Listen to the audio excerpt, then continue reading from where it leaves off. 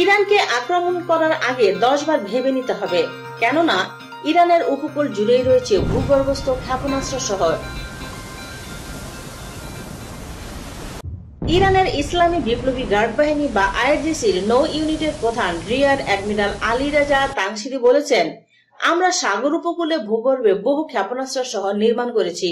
এইসব ভূগর্ভস্থ শহরে ক্ষেপণাস্ত্র ছোড়ার সব ধরনের ব্যবস্থা রয়েছে।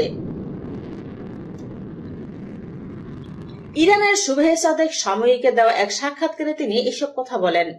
তাংসিরি আরো বলেছেন, আমাদের শত্রুরা এটা ভালোই করেই জানে পারস্য উপসাগর এবং মোকরান উপকূল জুড়ে রয়েছে আইআরজিসি এবং সেনাবাহিনীর ভূগর্ভস্থ ক্ষেপণাস্ত্র শহর। এছাড়া পারস্য উপসাগর এবং ওমান সাগরের সর্বত্রই আমাদের উপস্থিতি বিদ্যমান। এমন স্থানেও আমাদের উপস্থিতি যেসব জায়গার কথা শত্রুরা কল্পনাও করতে পারে না। তাদের জন্য অকল্পনীয় স্থানীয় আমরা শত্রুদের জন্য দুঃস্বপ্ন হয়ে দেখা দিতে পারি। তাংসিরি আরো যুক্ত করেছেন, সাগর রক্ষার জন্য স্বেচ্ছাসেবী বাহিনী বা বাসিজার ইউনিট গঠন করা হয়েছে। এই স্বেচ্ছাসেবী বাহিনীর নৌ ইউনিটের অধীনে রয়েছে 23,000 সদস্য।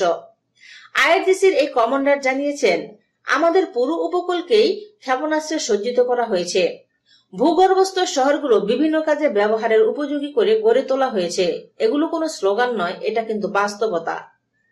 পারস্য উপসাগরের উপর নিজেদের সার্বক্ষণিক পর্যবেক্ষণ প্রসঙ্গে রিয়ার অ্যাডমিরাল তাংসিরি বলেছেন, হরমুজ প্রণালীতে যখনই কোনো নৌযান প্রবেশ করে তখন থেকে সেটা আমাদের পর্যবেক্ষণে চলে আসে। সেখান থেকে বের হওয়ার আগ পর্যন্ত ওই নৌযানের সব ধরনের তৎপরতা আমরা নজরদারি করি। আমরা জানি ওই যানটি ঠিক কোথায় অবস্থান করছে এবং কি করছে। এইসব নৌযান ক্ষেপণাস্ত্রের আওতায় রয়েছে এবং ইরানি ক্ষেপণাস্ত্রের পাল্লা অনেক। তিনি আরো যুক্ত করেছেন, অদূর ভবিষ্যতে আরো বেশি পাল্লার ক্ষেপণাস্ত্র এবং নৌযানের খবর আসছে। এমন সব নৌযান আসছে যা শত্রুদেরকে বিস্মিত করবে।